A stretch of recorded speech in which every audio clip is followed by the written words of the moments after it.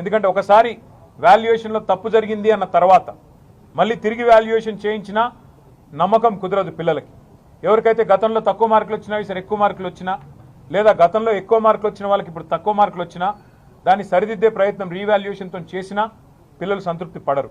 అందుకే కొంత ఇబ్బంది అయినా, తల్లిదండ్రులకు కూడా కొంత బరువుగా అనిపించినా రీఎగ్జామినేషన్ పెట్టడం మినహా మరో ప్రత్యామ్నాయం లేదు.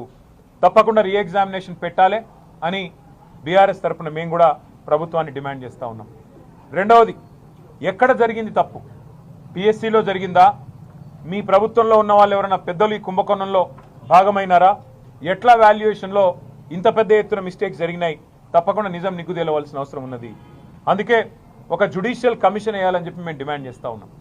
జ్యుడిషియల్ కమిషన్ ఒక హైకోర్టు సిట్టింగ్ జడ్జి కానీ, సుప్రీంకోర్టు సిట్టింగ్ జడ్జి కానీ, లేదా రిటైర్డ్ న్యాయమూర్తి ద్వారా కానీ ఒక కమిషన్